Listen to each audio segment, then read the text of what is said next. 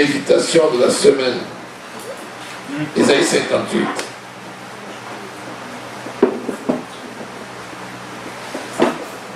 Et nous allons faire à la suite de la prédication que vous avez écoutée tout à l'heure,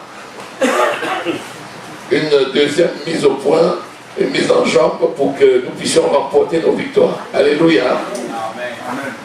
Parce que si tu t'es levé pour venir, c'est parce que tu as la foi. Amen. Amen. Amen. Et c'est une équation qui est simple. On n'a attrapé personne pour l'amener ici. C'est chacun qui délibérément a accepté de venir. Je reste convaincu que c'est parce que tu as la foi que tu es là. Alléluia. Béni soit le Seigneur. Donc là, je vais m'adresser à des gens de foi. Je parle aux gens qui ont la foi. Parce que quiconque a le Fils a la foi. Alléluia. Romains 12, 3. Chacun de nous a reçu une portion de foi. Donc je ne peux pas dire à un enfant de Dieu qui n'a pas la foi. Tout enfant de Dieu a la foi. Alléluia. Maintenant, cette foi-là, nous avons reçu l'Esprit de Dieu qui est là justement pour nous amener à grandir dans notre foi. Alléluia. C'est pourquoi je parle à des gens de foi. Ce que je veux te dire, c'est tout simplement pour t'encourager sur le chemin, afin que tu comprennes que tu es sur le chemin et qu'il ne te reste plus qu'à avancer. Alléluia. Amen. Voilà. Ésaïe 53. Seigneur mon Dieu, merci pour ce peuple-là ici présent. Merci Seigneur parce que tu les as toi-même amenés par ton esprit. Alléluia Seigneur parce que tu es fidèle dans tes voies. Personne ne reste Seigneur comme il est rentré. Mais chacun s'enrichit de ta parole et de ta vie. Tu es le Dieu qui agit puissamment dans les cœurs. Tu es le Dieu qui redresse. Tu es le Dieu qui corrige. Tu es le Dieu qui amène, Seigneur, de gloire en gloire. Que ta parole s'accomplisse encore dans la vie de chacun de tes enfants, au nom de Jésus. Alléluia. Gloire soit rendue à notre Dieu qui veille sur sa parole pour l'accomplir. C'est dans le nom précieux du Seigneur Jésus-Christ que nous avons prié. Amen. Notre Dieu ne juge personne. Amen. Alléluia. Amen. Je veux que tu saches ça ce soir. Le Seigneur ne juge personne. Amen. Amen. Amen. Amen. Il a fait de nous un royaume de sacrificateurs. Amen. Comment Dieu peut faire de nous un royaume de sacrificateurs et nous juger? Non, ce n'est pas possible. Apocalypse 1, verset 5 à 6 nous dit qu'il a fait de nous un royaume de sacrificateurs pour Dieu. Alors, ici, l'Éternel parle par la bouche d'Ésaïe, le prophète. On était au temps de la loi. Nous étions dans le temps où le Seigneur parlait par les prophètes et les prophètes parlaient au peuple. Aujourd'hui encore, le Seigneur parle par les prophètes et les prophètes parlent au peuple. La différence entre hier et aujourd'hui, c'est qu'il a fait de nous un royaume de sacrificateurs. Alléluia. Donc tu es le prophète de ta vie. Même s'il y a au milieu de nous des ministres appelés prophètes, chacun est le prophète de sa vie dès lors qu'il a reçu la parole de prophétie. Cette parole de prophétie s'accomplissant toujours, chaque déclaration de cette parole, qu'on appelle le réma, va créer pour toi. Alléluia.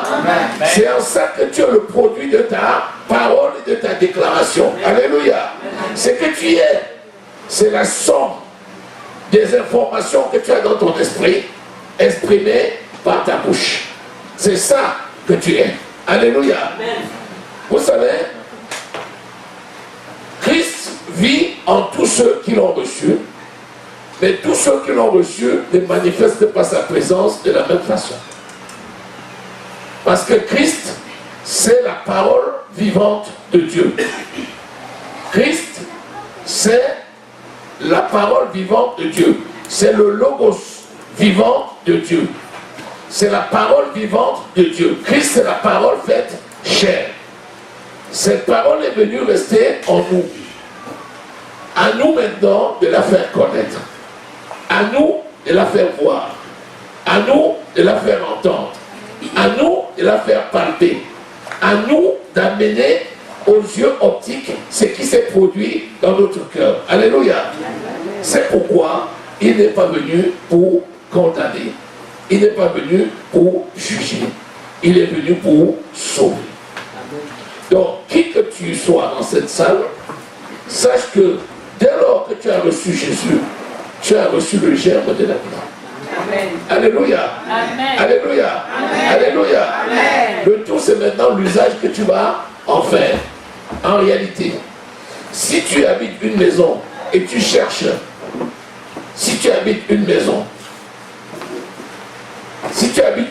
et tu n'en es pas conscient, tu risques de quitter la maison que tu habites pour aller la chercher ailleurs. Mais si tu es conscient de ta maison, tu vas y demeurer.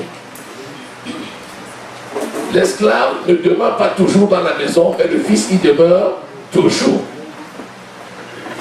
Donc je vais attirer ta conscience sur la personne que tu es, le Dieu qui vit en toi. Il a mis en toi la vie, il a mis en toi la lumière, il a mis en toi les solutions, il a tout mis en toi par Christ notre Sauveur. Maintenant, il faudrait que tu sois conscient que toute la puissance de Dieu est en toi. Et quand tu te lèves pour venir là, c'est parce que tu veux faire sortir les solutions qui sont en toi. Tu veux les faire couler comme de l'eau. Tu es là justement pour extraire de ton esprit toutes les grandes bénédictions qui sont concentrées dans le nom de Jésus. Alléluia. Sois conscient. Sois conscient que tu n'es pas condamné. Sois conscient que tu n'es pas jugé. Sois conscient que tu es libre. Tu as été libéré. Tu as été affranchi. Si le Fils de l'homme vous affranchit, vous serez réellement libre. Amen. La question n'est pas de savoir si on va devenir libre. Amen. Vous serez réellement libre. J'ai le Fils, donc j'ai la vie. Amen. Si j'ai la vie, donc je suis libre.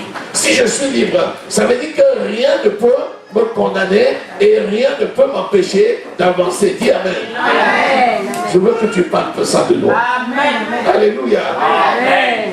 Ici, il dit à Isaïe, crie à plein gosier et ne retiens pas, élève ta voix comme une trompette. Annonce à mon peuple mes iniquités, à la maison de Jacob ses péchés. Vous voyez, Dieu dit annonce à mon peuple. Il dit à Isaïe, crie à plein gosier, crie à plein gosier et ne te tais pas.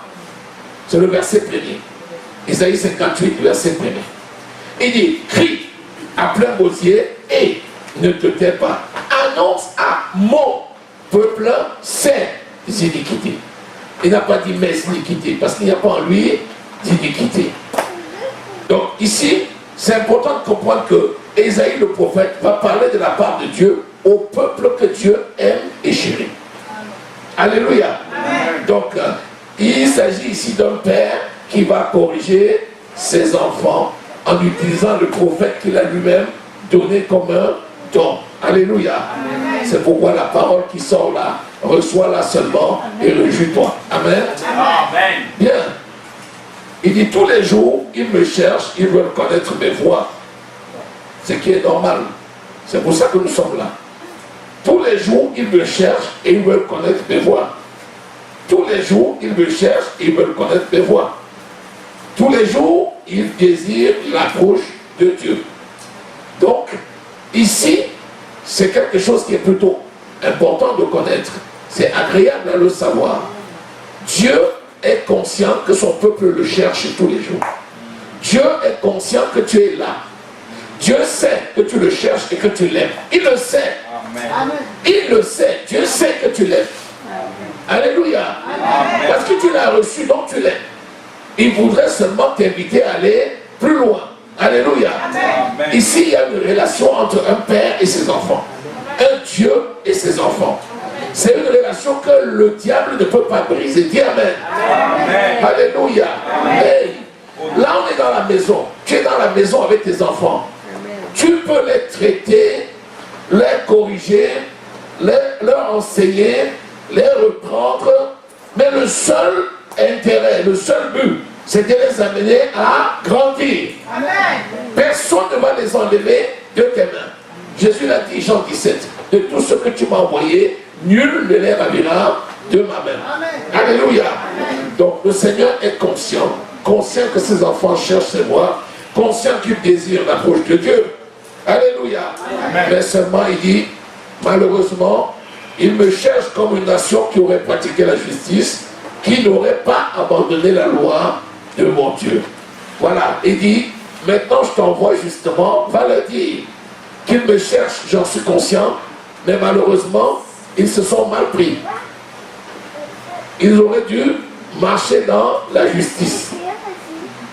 Et s'ils marchaient dans la justice, effectivement, ils me trouveraient parce que je suis fait pour être trouvé. Amen. Alléluia. Amen. Alléluia. Amen.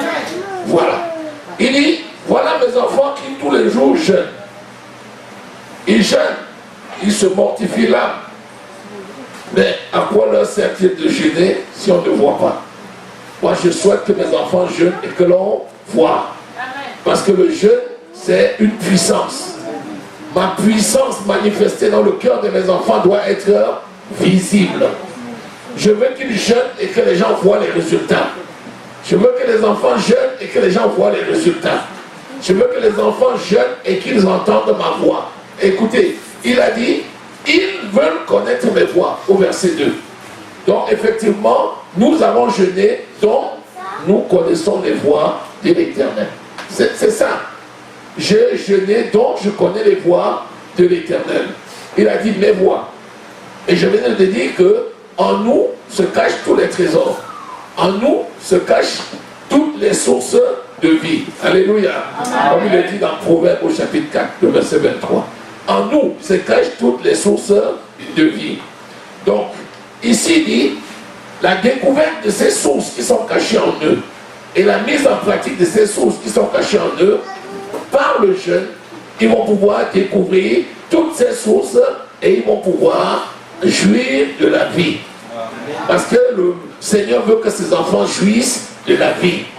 Le Seigneur veut que tu jouisses de la vie.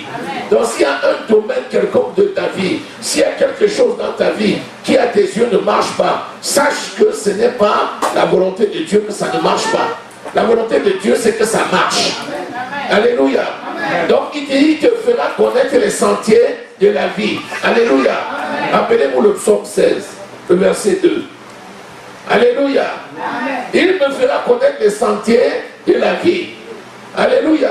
Sur ces sentiers, il y a des délices éternelles.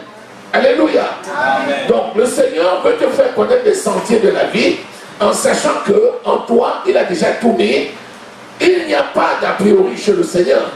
Parce que pour l'instant, tu dois savoir qu'il t'a déjà épousé comme époux, il t'a déjà aimé, il t'a déjà chéri, il t'a déjà acquis et personne ne peut t'enlever de ses mains. Alléluia.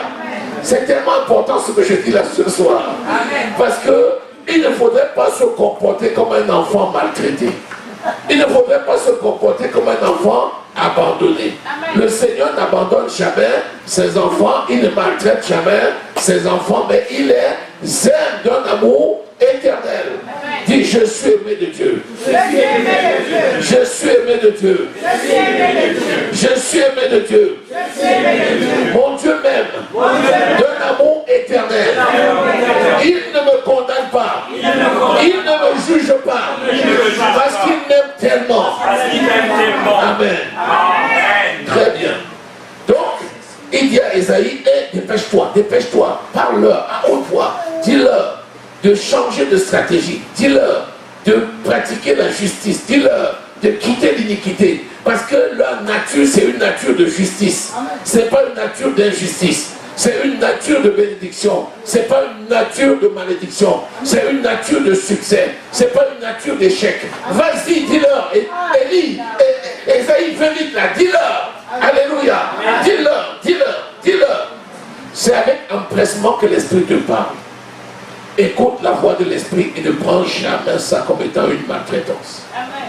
Écoute la voix de l'Esprit et prends ça toujours comme étant une bénédiction pour aller de gloire en gloire et de succès en succès. Alléluia. Donc le Seigneur ne veut pas voir des gens qui jeûnent avec le visage abattu, qui jeûnent avec le cœur triste, qui jeûnent et qui le lendemain ne reçoivent rien. C'est pas bien. Le Seigneur veut des gens qui jeûnent et qui se parfument. Alléluia. Amen. Il dit, lorsque tu jeûnes, parfume-toi, habille-toi bien et parfume-toi. Alléluia. Pourquoi il dit ça? Tout simplement parce que le jeûne, c'est une grande bénédiction. Le jeûne, ce n'est pas une malédiction. Le jeûne, ce n'est pas une corvée. Le jeûne, c'est une bénédiction et non une corvée. C'est pour ça que tu dois être fier de jeûner. Amen. Heureux de jeûner. Amen. Et quand tu jeûnes, normalement, tu dois être débordant de joie. Quand on te voit, tu dois être rayonnant. Alléluia. Amen. Alléluia. Amen. Alléluia. Amen. Tu ne dois pas être triste. Amen. Amen. Il dit, bon, écoute, Ésaïe, tu vas leur dire, le verset 4. À quoi leur sert-il de jeûner pour se quereller, pour se disputer, pour se frapper, pour frapper du poing?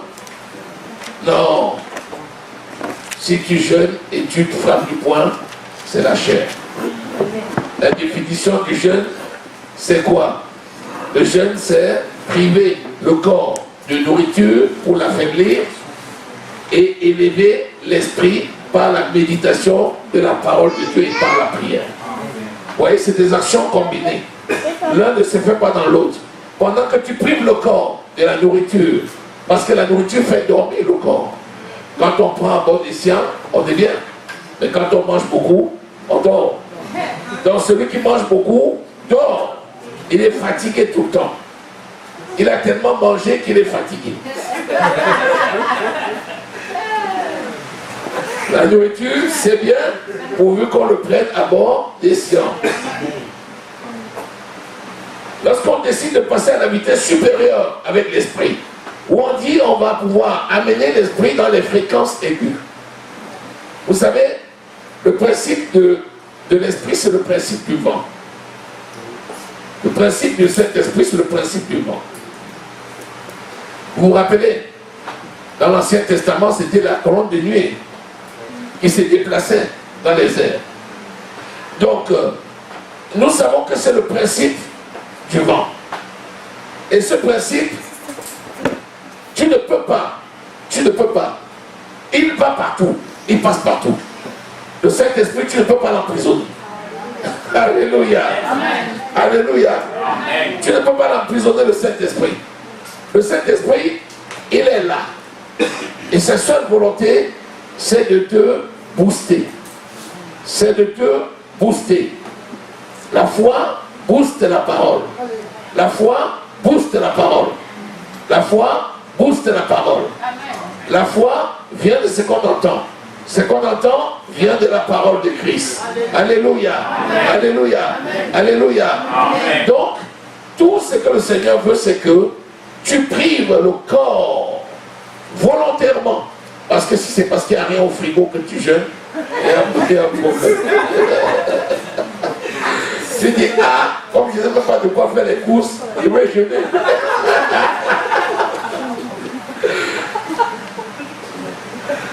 Mais on peut aussi jeûner, hein. C'est pas parce qu'on a des sous qu'on décide de jeûner.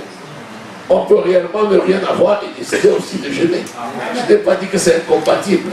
Mais je vais juste te dire que si c'est parce que tu manques que tu jeûnes, ça veut dire que si on te présente, tu vas te jeter dessus. Tu passes, tu dis, je jeûne, on ouvre le frigidaire. Tu dis, ah, j'avais dit que je jeûnais jusqu'à 18h. Mais même Dieu va comprendre. Tu te jettes sur le beefsteak. Alléluia. Amen. Ça, c'est pas bon. Ça, c'est pas bon. C'est pas bon. Donc, tu ne jeûnes pas parce que tu manques. Tu jeûnes parce que le jeûne, c'est un exercice spirituel. C'est un exercice spirituel auquel les enfants de Dieu doivent se plier régulièrement. Amen.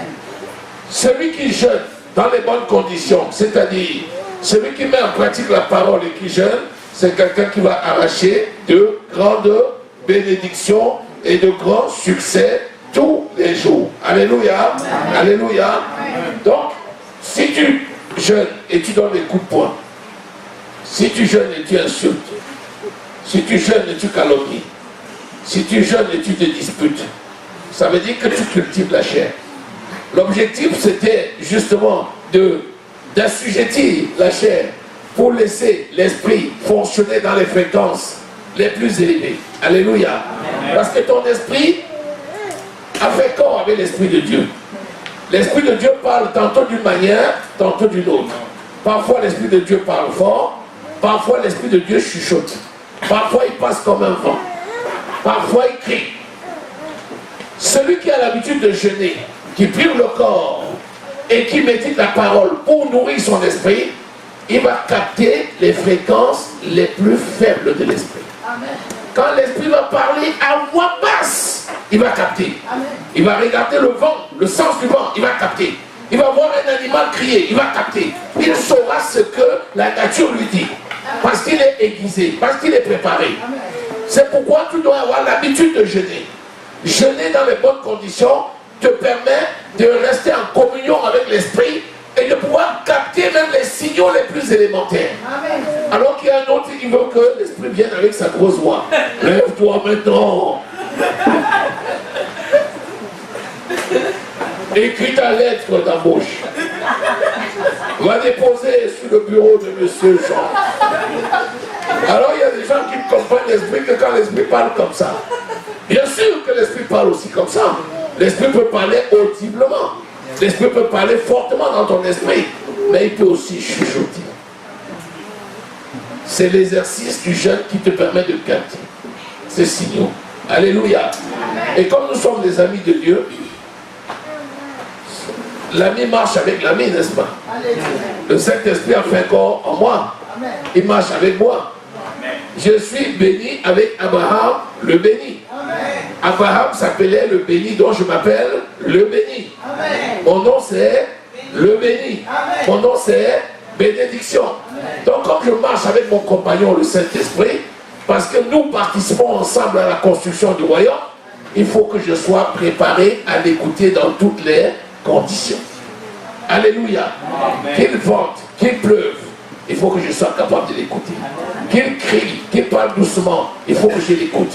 Dans tous les sens, je dois l'écouter. Alléluia. Amen. Alléluia. Amen. Donc, nous jeûnons pour écouter les voix de l'Éternel, pour percevoir ses voix, pour les connaître et pour marcher dans notre héritage en Christ. Alléluia. Amen. Amen. Amen. Au verset 8, il dit ceci: le jeûne auquel je prends plaisir, 1. Détache les chaînes de la méchanceté. Qui est méchant? C'est le diable. Donc les chaînes de la méchanceté, ce sont les chaînes que le diable a attachées sur tes mains, sur tes pieds, partout. C'est-à-dire, dans un domaine de ta vie, qui n'est pas clair, détache ça et jette. Appelez-vous Jésus. Il dit, si quelque chose est pour vous une occasion de chute, coupe-le et jette. Il vaut mieux rentrer dans le royaume des cieux boiteux ou borgne que de rentrer entier et de finir dans la chaîne. Donc, tous les chaînes de la méchanceté, tu coupes, tu jettes. Tu n'as rien à voir avec l'ennemi, même pas les petits. Parce que souvent on dit, ah, on va tolérer certaines petites choses quand même. Ces petites choses-là, c'est la chaîne par laquelle il te tient. Plus c'est petit, plus c'est difficile à voir. Mais lui, il voit. Plus c'est petit, plus le diable voit. Donc, les chaînes de la méchanceté sont coupées. Dis-nous les liens de la servitude. Que dit la parole? La Bible dit que celui qui se laisse dominer par un péché devient esclave du péché. Donc la servitude, c'est quoi? C'est toute situation que tu peux faire qui te rend esclave. C'est-à-dire, tu dis, c'est plus fort que moi. Quand tu dis déjà, c'est plus fort que moi, ça veut dire que tu en es devenu esclave. Il dit non, c'est pas vrai. Je puis tout par celui qui me fortifie. Donc, il n'y a pas une situation qui peut te maintenir sous l'esclavage. C'est pas possible. Si toi tu dis ça, Dieu va te demander, mais qui t'a dit? C'est pas possible. Parce que la nature qui t'a donné, c'est une nature de victoire. Alléluia. Alléluia. Alléluia. Il dit, renvoie libre les opprimés. Tu ne peux pas toi-même être esclave et renvoyer les opprimés. Renvoyer libre les opprimés. On te dit de libérer celui qui est opprimé. Il n'y a que quelqu'un qui est libre pour aller délivrer l'autre. Qu'est-ce que ça veut dire? Ça veut dire que le Seigneur t'a déjà donné la mission de délivrer les opprimés. Rappelez-vous, Ésaïe 61, l'Esprit de l'Éternel, mon Dieu, est sur moi. Parce qu'il m'a oint pour rendre libre les opprimés. Donc, le Seigneur, pour lui, il sait déjà que tu es libre. Si le Fils de l'homme vous a franchi, vous êtes réellement libre. Donc, on ne peut même pas comprendre que tu ne rends pas libre l'opprimé, puisque toi-même tu es naturellement libre. Tu es spirituellement libre. Sois conscient de cela. Alléluia. Alléluia. Alléluia. Et que l'on rompe toute espèce de joug. Le joug, c'est quoi? C'est ce collier-là qui te permet d'être lié à quelqu'un. Au moment de l'esclavage, on mettait un joug comme ça. On mettait un joug comme ça sur la tête des différents esclaves et on les conduisait comme des bêtes de sang. Maintenant, les jougs, ça existe aussi. Vous voyez, on met le joug entre deux chevaux ou deux vaches quand ils doivent tirer sur la charrue. Donc, ce joug, c'est l'esclavage. On dit de rendre libre. Il ne faudrait pas que tu te mettes sous un joug avec ce qui n'est pas compatible avec la parole de Dieu. Le seul joug, c'est l'esclavage avec Christ. Alléluia. Je suis esclave de Christ. Ça, c'est le vrai joug. Alléluia. C'est pour ça qu'il dit, mon joug est doux et mon fardeau léger. Donc, le joug de l'Éternel, c'est le meilleur. Mais celui-ci, l'esclavage, il faut le jeter. Tu ne dois pas être attaché à une situation jusqu'à dire, je n'en peux pas, je ne peux pas, c'est plus fort que moi. Non. Tu es trop grand. Tu es trop grand pour que quelque chose soit plus fort que toi. Amen. Alléluia. Amen.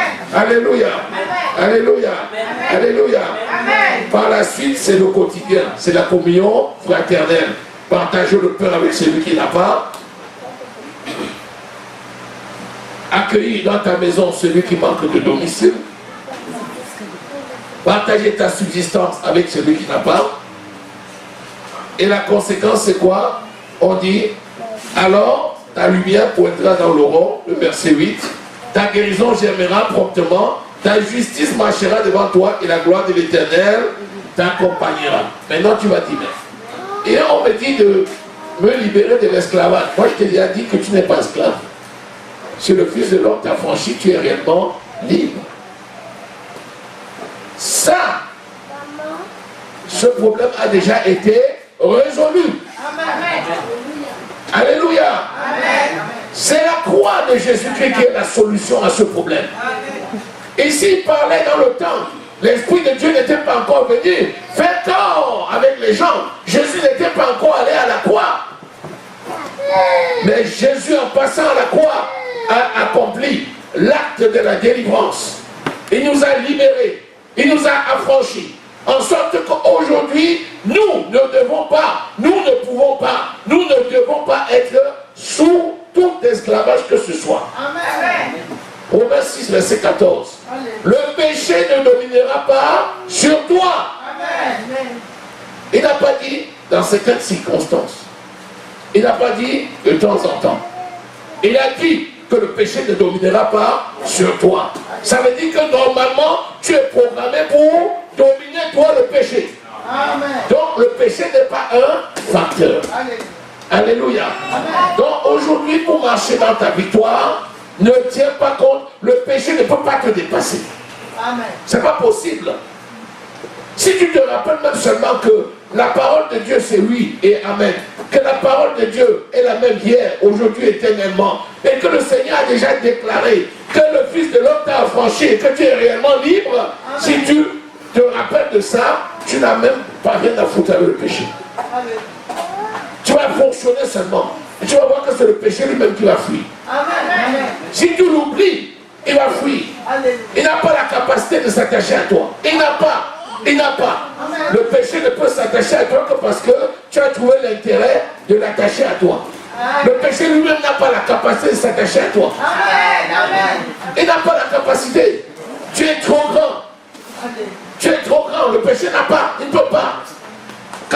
regarde, il ne voit pas le péché. Amen. Le péché te condamne toi-même. Lui t'a déjà aimé une fois pour toutes. Et lui dit que le péché ne peut même pas te condamner. Ça veut dire que là où tu es, tu l'ignores seulement. Amen. Alléluia. Amen. Tu l'ignores et tu fonctionnes comme la parole dit que tu peux fonctionner. Amen. Alléluia. Amen. Béni soit le Seigneur. Amen. Amen. Amen. Ils ont tout. Jean au chapitre 3.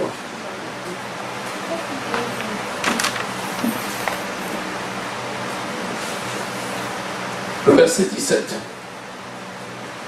Dieu en effet n'a pas envoyé son Fils dans le monde pour qu'il juge le monde, mais pour que le monde soit sauvé par lui. Est-ce que Jésus a loupé sa mission? Non. Jésus est venu et sa mission a réussi. Il est venu sauver le monde et nous sommes sauvés. Alléluia. Celui qui croit en lui n'est point jugé. Mais celui qui ne croit pas en lui est déjà jugé. Est-ce que nous n'avons pas cru en lui? Nous avons cru en lui. Donc, nous ne sommes point jugés. Oui, la parole de Dieu, c'est oui et amen. Jésus ne peut pas louper sa mission. Il est venu sauver, il a sauvé. Nous ne sommes pas des gens qui sont là pour juger, nous-mêmes ne sommes pas jugés. Personne ne peut nous juger. Alléluia. Et ce jugement, c'est que la lumière étant venue dans le monde, les hommes ont préféré les ténèbres parce que leurs œuvres étaient mauvaises. Vous voyez, ceux qui n'ont pas reçu le Seigneur Jésus, c'est ceux qui ont préféré leurs œuvres. Mais à nous qui l'avons reçu, nous sommes lumière. Alléluia. Nous sommes sauvés. Alléluia. Le verset 20, il dit: car quiconque fait le mal est la lumière et ne vient point à la lumière de peur que ses œuvres ne soient dévoilées. Mais celui qui agit selon la vérité vient à la lumière afin que ses œuvres soient manifestées parce qu'elles sont faites en Dieu. Vous voyez? Donc nous sommes des enfants de lumière et nos œuvres sont manifestées. Alléluia. Donc jamais ne te considère comme étant dans l'obscurité ou bien étant l'obscurité. Ce n'est pas le paquet. Alléluia. Ce n'est pas ta nature. C'est comme quand tu te considères comme tel, quand tu pries, c'est comme si tu suppliais Dieu. Tu viens, tu dis, ah, peut-être que si je prie très fort là, il va me donner une miette. Tu commences à supplier. Tu as déjà vu un roi qui supplie? Tu as déjà vu un héritier qui supplie? Tu t'imagines le fils de Bill Clinton venir supplier pour avoir un peu de pain. Le fils de Bill Gates venir supplier pour avoir quelques liasses de dollars. C'est comme s'il est même né avec. Ça fait partie de sa vie. Amen. Alléluia. Amen. Si le fils de Bill Gates vient le supplier pour avoir une liasse de dollars, c'est une insulte.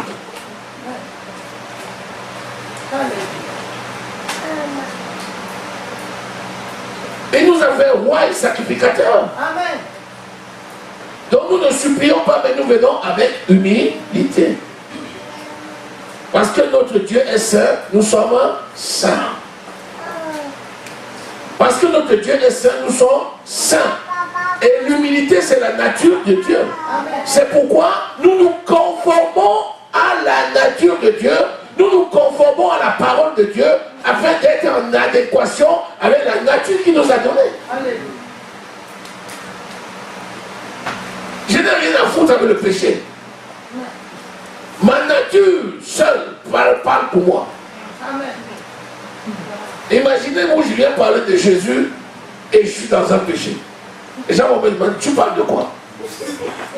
Tu parles de la sainteté ou bien tu parles du péché? Tu parles des ténèbres ou tu parles de lumière? Tu dis, je parle de la lumière, on dit, mais tu es dans les ténèbres. Comment tu peux donner la lumière? Non.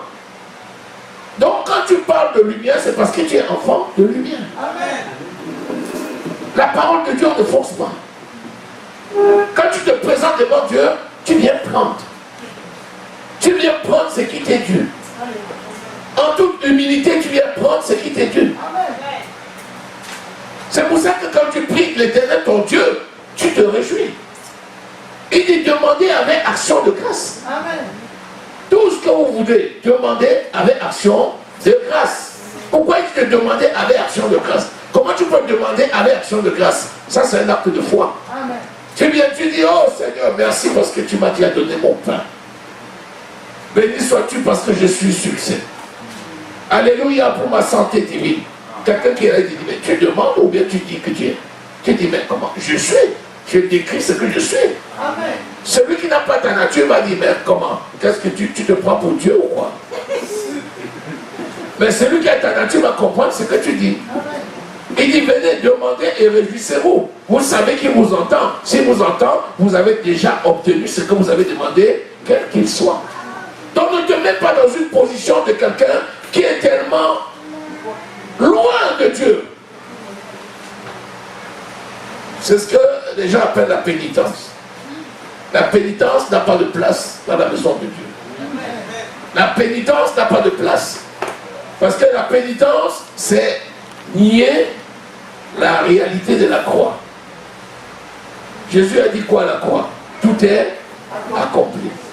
Faire la pénitence me dit, je vais mettre un peu de mes œuvres pour justifier ce que je reçois. C'est une insulte. Personne ne peut recevoir par les œuvres, mais essentiellement par la grâce. Amen. Alléluia. Amen. Donc tu l'as, tu es propriétaire, tu es possesseur. Ne cherche même pas à te comporter comme si tu n'avais pas, parce que tu as. Alléluia. Amen. Alléluia. Amen. Tu as, tu possèdes, tu es la vérité. Tes œuvres sont manifestées aux yeux de tous pour servir à la gloire de Dieu. Amen. Amen. Tu as compris que jusqu'à là, le péché, le Seigneur ne le cite même pas. Il dit que ces choses ne sont même pas citées au milieu de vous. Parce que ce n'est pas ta nature. Alléluia. Amen. Alléluia. Amen. Alléluia. Amen. Personne ne te condamne. Personne ne te condamne. Jean 8, ils sont venus condamner une personne. Vous allez voir ce que Jésus a fait. Jean chapitre 8. Nous allons lire.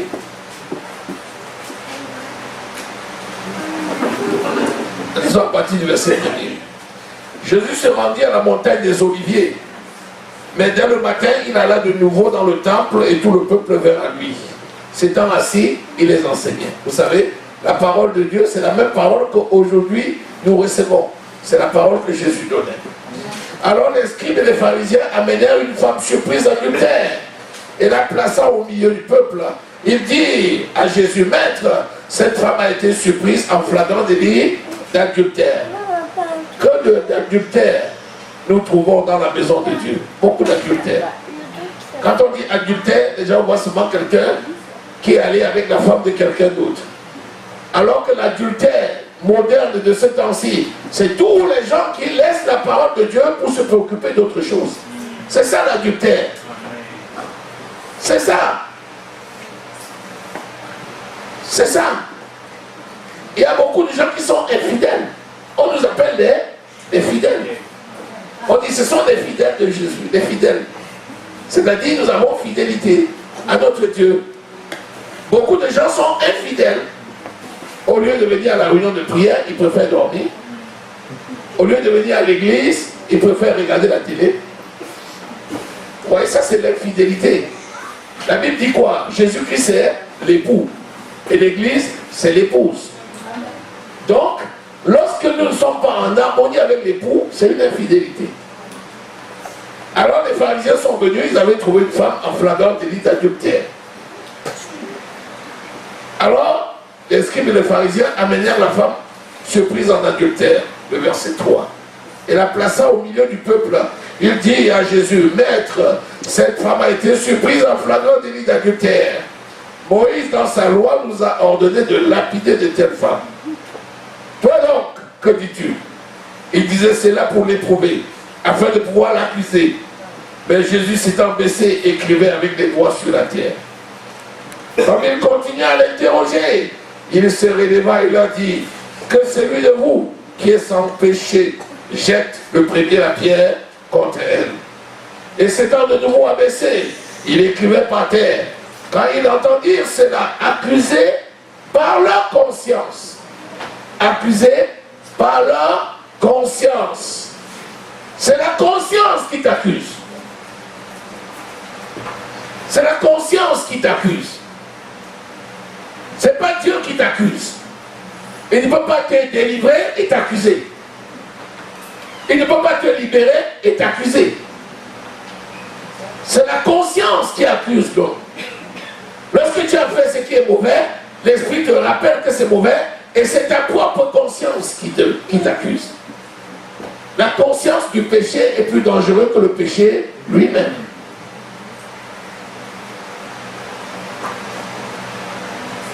Quelqu'un peut être porteur d'une affection sans le savoir et mener une vie comme s'il n'avait pas cette affection. Il passe, il est content, il est gentil, tout le monde est content, il passe, il salue tout le monde. Tu vas où? Il dit, je vais faire ma prise de sang. Il arrive, fait sa prise de sang là-bas, on lui dit, ah, tu as un virus dans le sang, hein? C'est grave. Quoi? Après, il sort de l'hôpital en repassant à côté de toi. Tu dis, oh, comment ça va? Ça va pas. Comment ça va? Ça va pas.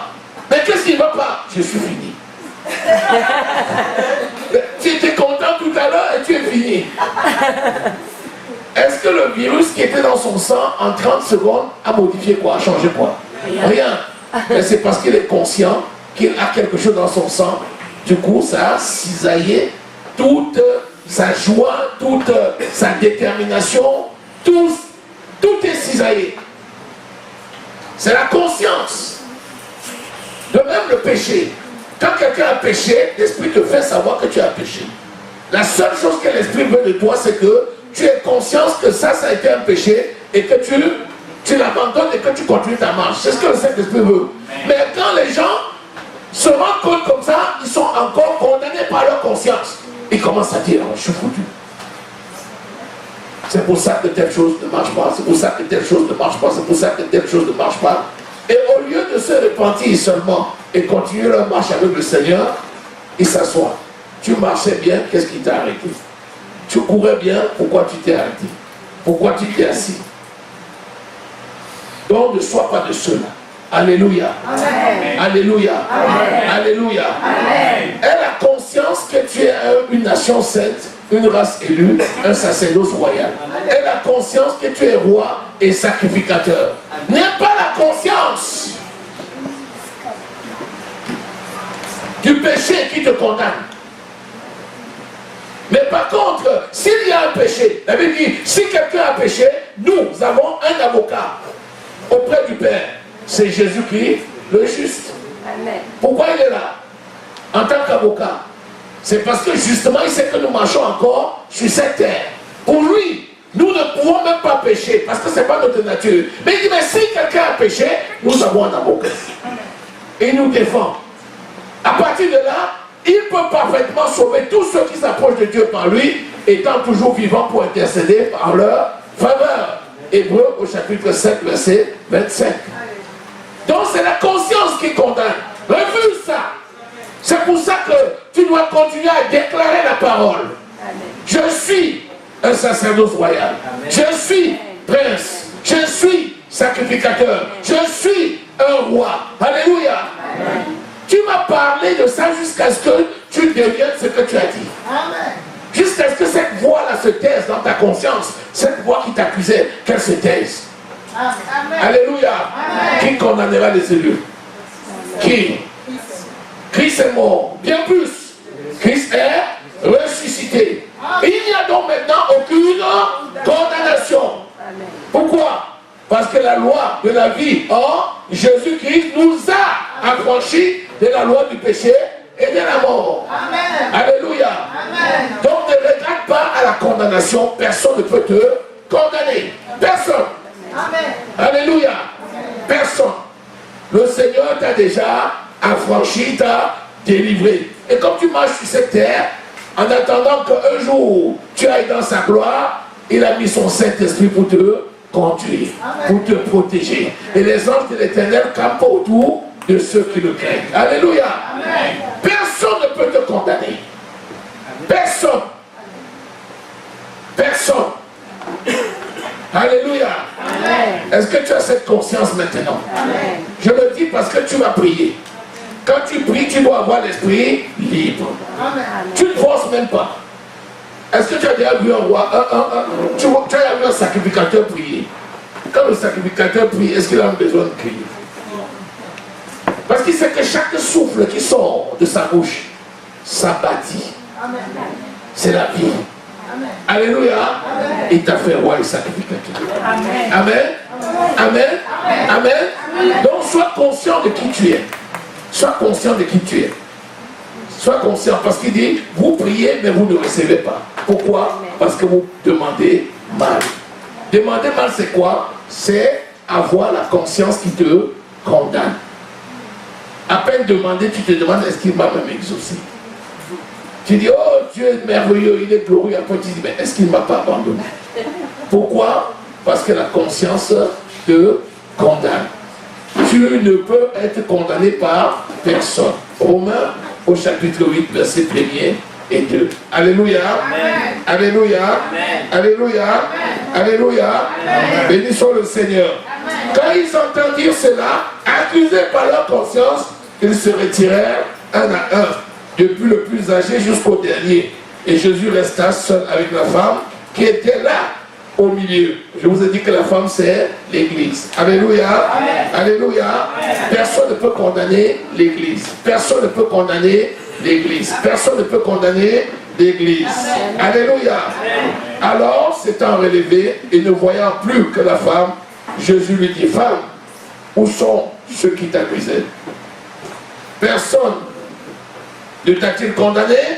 Elle répondit, non, Seigneur. Tu dois répondre ce soir, non, Seigneur. Personne ne m'a condamné. Personne ne peut me condamner. Personne ne peut me condamner. Alléluia. Personne ne peut te condamner. Personne ne peut te condamner. Personne ne peut te condamner. Personne ne peut te condamner. Elle répondit, non, Seigneur. Et Jésus lui dit, je ne te condamne pas non plus. Va et ne pêche plus. Alléluia. Alléluia. Alléluia. Je ne te condamne pas non plus. Va et ne pêche plus. S'il y a un péché dans ta vie, Jésus ne te condamne pas. La seule chose qu'il te demande, c'est de ne pas pécher. Parce que quand tu es semblable à lui-même, comme il est saint, tu dois être saint pour marcher dans la gloire, pour marcher dans ton héritage. Mais le Dieu ne te condamne pas. Alléluia. Amen. Jésus ne nous condamne pas. Est-ce que nous sommes libres ce soir? Amen. Est-ce que nous sommes libres ce soir? Amen. Amen. Seigneur, merci parce que tu ne condamnes point tes enfants.